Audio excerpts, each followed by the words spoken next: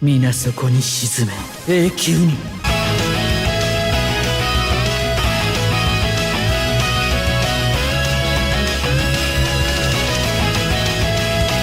トルメンタルサイエンテスで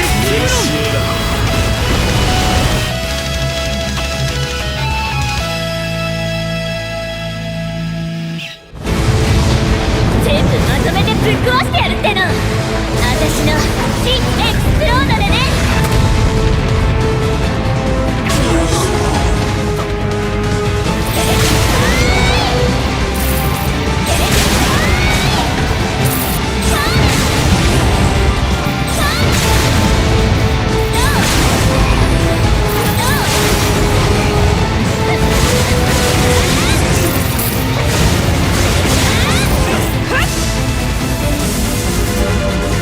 気になってんじゃねえかエレクトラケータ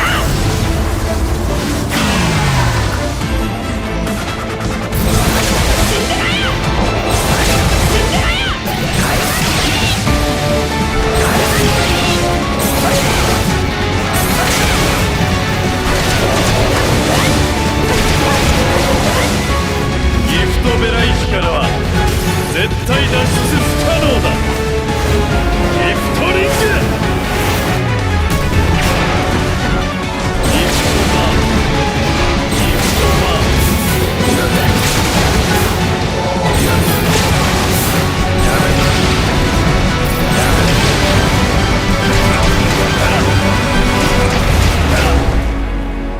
Alright, what is going on, guys? This is your boy the Death Smasher, and welcome back to another Bleach Brave Souls video. And today I am back again with another Should You Summon video.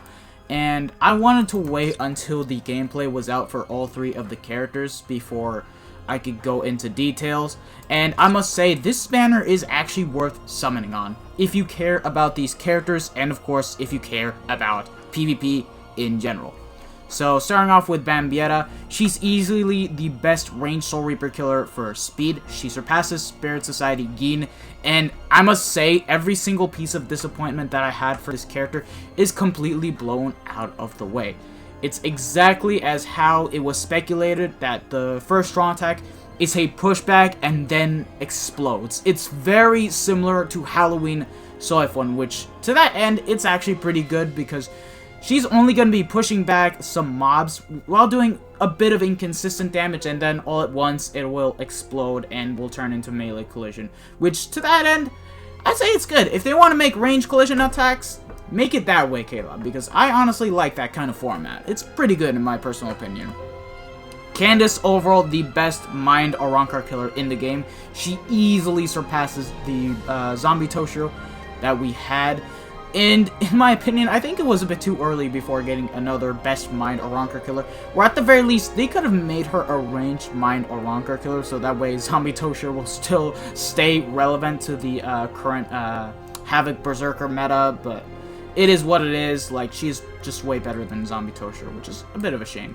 And Askin is basically a PvP character. He counters Ichibei. However, considering this guy is a tech character, he's not going to be the king of PvP. Considering he's not Mind or Heart, and he can be countered by Weaken or the Machine Society Riruka just fine, considering they both have Weakening, they both have a Vortex, and Askin is only immune to being poisoned and paralyzed, but he's not immune to getting weakened. So yeah, anyways, now that I've basically talked about all three of the characters, the best course of action would be to I'd say probably go up to step 5 or step 10 on this main banner, and if you don't get any of the characters, then save up for the individual banner, because let me be honest here, the fillers on this banner isn't looking too hot, because they brought back none of the older Thousand Year Bloodward characters, and they pretty much brought back the same fillers that we've had for the past banners, except TLA Shinji, which is a good exception, because he hasn't been featured in too many banners, and I still think that he is by far the best melee holo killer for Mind in the game, considering he does have Havoc, and he also has Frenzy. Now that being said, Tag Team Mikaku has been in too many banners and is fairly common. Tag Team Toshiro has been in too many banners and is also fairly common. Riruka, yeah, she's starting to become a bit more common, So that's all I really need to say. Retsu, I've seen her on so many banners, it's not even funny. Renji, the same thing.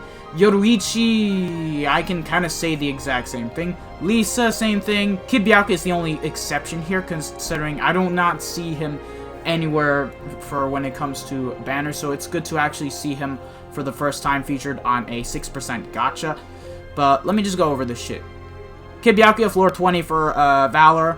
Lisa, basically one of the floors where you need to use a holo with holo killer, so she's still good for that aspect. Yoruichi, she is a good replacement for True Bankai Ichigo for when it comes to using a melee Soul Reaper killer that can boost. She's not as powerful as True Bankai Ichigo, but she will still do good numbers regardless, and she is easy to get 5 out of 5, even though I have mine 2 out of 5. Renji, decent holo killer, not much to say here. Retsu's kind of shit, she has a terrible nat string. Riruka, there's just better Ronker killers in my opinion, like the past Kisuke is just way better than this character. Tag Team Toshiro is still the best tag team character in the game. Tag Team Ikaku is just mad, like he's got a terrible hitbox on the first strong attack, and of course Shinji's, again, best mind holo killer in the game that is melee. Like he's just up there with the likes of Mind Koga. So yeah, that's basically the main banner. And going into the individuals, also the individuals do not have any of the older 1000-year Blood War characters, which to that end, it's a bit of a letdown. By the way, the order of how they're doing the individuals is that Candice is first, Bambietta is second, and third is Askin. So Candice's banner is going to feature Ginrei, Believe Toshiro, Kensei, and the Mind Momo. Oh god, Mind Momo. That being said, Ginrei and Believe Toshiro are a really good addition to the banner. Like, Toshiro is still the best SP PvP character you can bring into PvP, and is also the best ranged holo killer in the game for Heart, and Ginrei is a great 20 DR link for Weaken. Kensei is a good 20 DR link for Askin, and of course Momo is just good for Chronicle Quest. That's all that really needs to be said about Candice's banner. It's a decent banner, I'm gonna be honest, it does have its own uses. And take a look at Bambi's banner. I think her individual has to be the best of all the individuals, because we've got the Mind Koga, we've got the Power Aizen, actually not really. We've also got this Yukio, who isn't really useful for anything, and we've got Tag Team Izuru, who is still a pretty good character. Like, yeah, he doesn't have a third full screen strong attack, but he is still a very great character if you have him 5 out of 5, considering he does have double killers. Aizen, I love the third fusion Aizen. I think he's still really good, and if you guys get him 5 out of 5, he's going to be great for when it comes to ranged holo killers in the game. So yeah, Bambi's individual banner is decent as well. I'm going to be honest here. And then taking a look at Askin, taking a look at his banner, to my surprise, they even added in Kioni and Sentaro as an actual filler. And of course, we got the same fucking fillers, being White Ichigo, Shunsui, and Ishin. And it's the Heart Ishin, I believe. Wait. What the fuck? The Speed Ishin? I thought it was the Heart one. Oh my god, never mind. Askin's banner is by far the worst. Like, they brought back this Shunsui and this Ishin, which are only good as links. That's the bad part. But yeah, anyways, that's just the plan that you guys should go with. Summon on the main banner. If you guys get 1 or 2 of the banner characters, stop and save up for the individual banners, because the individual banners have a higher chance of being able to get the character you want, since it's only at 1% compared to the typical 0.5%.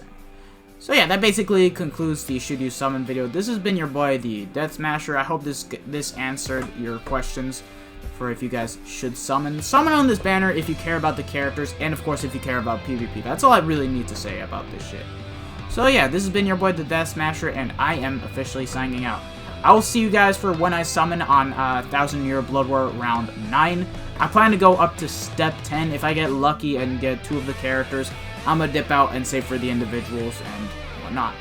So yeah, I'll see you guys in the next video. Peace out, lads.